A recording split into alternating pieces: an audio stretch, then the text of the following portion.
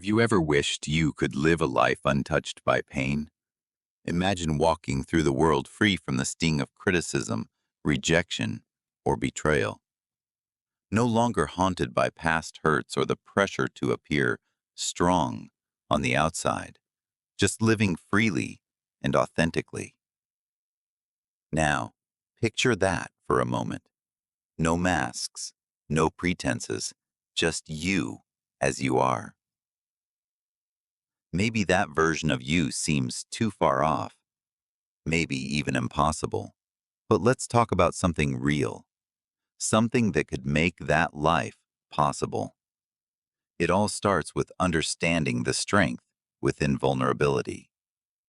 You see, the struggle many of us face is that we've become experts in survival. We know how to keep going, how to push through, how to hold it all together, even when we're falling apart inside. But there's a catch. Surviving isn't the same as living, and it's time to stop faking it. You don't have to keep pretending that you're fine, that you're invulnerable, or that you're unaffected by what happens around you. What if I told you the true strength doesn't lie in building walls around your emotions, but in facing them head on with awareness and authenticity? Let's dive into what real emotional strength looks like. Have you ever been exhausted, not physically, but emotionally? The constant pressure to keep up the appearance of someone who has it all together, who never shows weakness, never asks for help. That's where the real exhaustion sets in, isn't it? Trying to always be the strong one, the one who never breaks, the one who never shows their vulnerability. But here's the thing. Pain isn't the enemy, it's a messenger. What we've been taught to do is run from pain, numb it, avoid it. And yet, every time we push it away, we give it more power over our lives. The more we resist, the louder it becomes. The truth is that pain, if listened to, can show us something important, something we've been avoiding or denying for too long. Carl Jung, the famous psychologist, once said, "We are not what happened to us. We are what we choose to become." The choice to stop running, to stop hiding from our pain, is the true path to emotional freedom. Strength isn't found in building walls around your heart. It's found in choosing to feel, choosing to heal, and choosing to integrate the parts of yourself that you've tried to bury. Let me tell you a story that illustrates the point I'm trying to make. I remember working with a client. Let's call him Mark. Mark had spent years building a perfect life. He was successful, driven, and always seemed to have everything in control.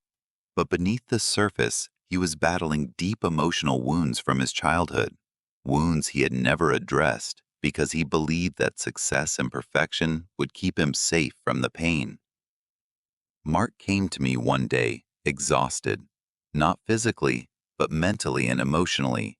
He had built an identity around being the strong one, but that strength had started to crack. He was overwhelmed by a sense of emptiness, a feeling that no matter how much he achieved, it never felt like enough. What he didn't realize was that his avoidance of pain had led him to a deeper, more pervasive suffering. Through our work together, Mark started to embrace his vulnerability. He learned that emotional strength wasn't about hiding his fears or insecurities, but about accepting them, understanding them, and integrating them into his life. Slowly, he started to heal, not by ignoring his pain, but by confronting it with awareness and compassion. And that, my friends, is when the real transformation began. The most difficult part of healing is often the most painful part, facing the truth. And it's not always a pleasant truth. Sometimes, the pain we carry isn't just the result of what happened in the past, but how it touches something within us.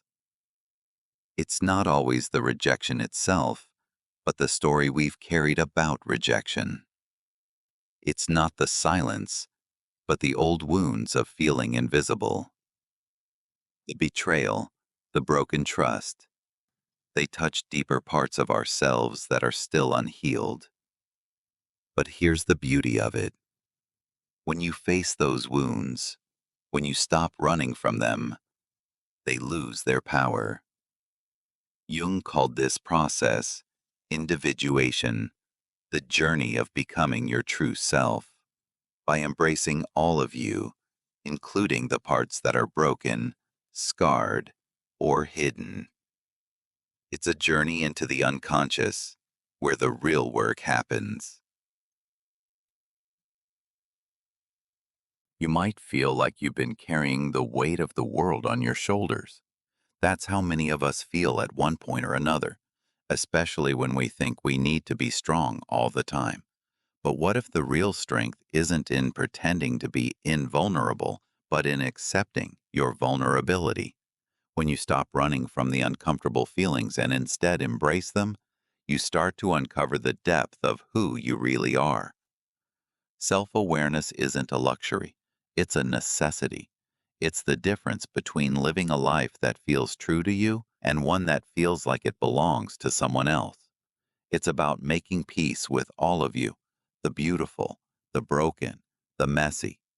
And when you do that, when you stop hiding from yourself, the world starts to lose its grip on you. So here's the lesson. True emotional resilience doesn't come from avoiding pain or pretending to be unbreakable. It comes from learning how to walk through pain with awareness and grace. It comes from understanding that vulnerability isn't a weakness, it's your superpower. The more you embrace your true self, the less the outside world can shake you. You no longer need to protect yourself from pain because you've learned to sit with it, to understand it, and to heal from it.